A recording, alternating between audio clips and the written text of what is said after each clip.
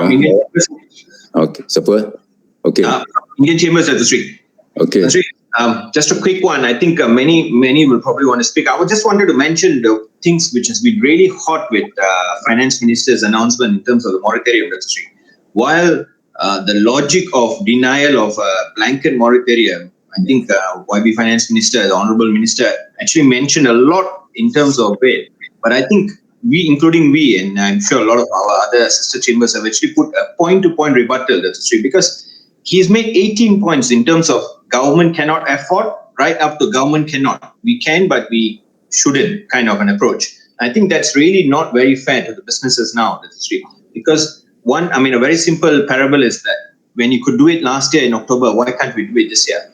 The other thing in terms of affordability, I think we've made a very clear mention. I won't want to go into too much of details, but if you look at affordability, Industri, it is not that you don't know, but you have been in the system for very long.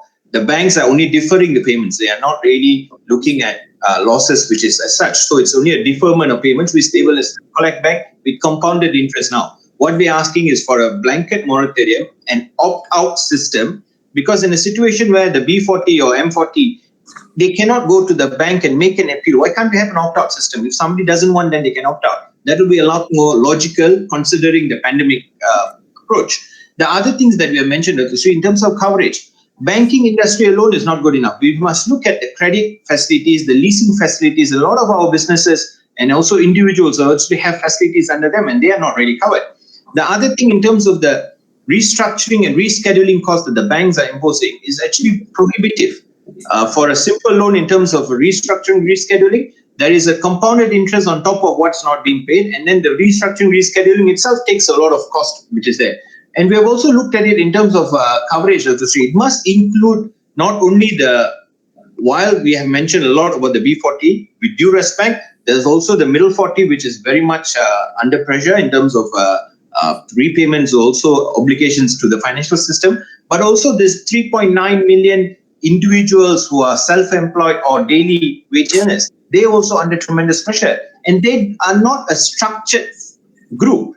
It's very easy to say who's B40 based on pre-pandemic numbers. Really, many M40s have actually gone into the B40 category now. So why are we using a denominator which may not be relevant anymore? Because this common denominator in terms of B40, M40 classifications really is out of the window, considering that 15 months.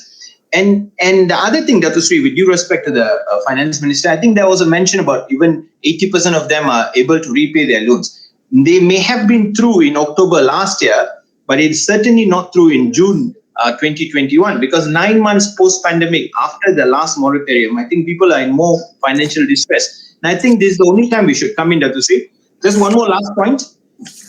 When we did this, I believe you were in the government even at that point in time. In 1997, when the Asian financial crisis, in 2008, 2009, in the global meltdown, I think government stepped up in a very, very big way. The numbers that I see written out is close to 70 billion ringgit, which is 10% of the GDP of then, and even moved our deficit by 2 percentage points. But government stepped up not only with financial assistance to the distressed financial system or the banking system, but they also stepped in with organizations like Dana Harta and Dana Jamin and all that, which were very, very good examples of how government can execute something like this. Why not we set up something now like that? It will take out a lot of the risk that the banks are talking about in terms of credit risk and rating issues that they might have.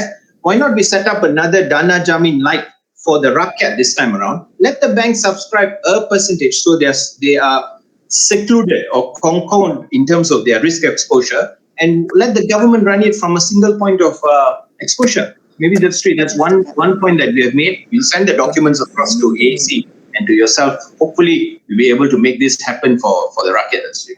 Thank you. Thank you, Dato. One is moratorium, of course, a very hot issue, very popular as well. Secondly, the need to look at the situation differently and probably apply some of the lessons we learned 97 and 8 into 2008. Thank you. Support.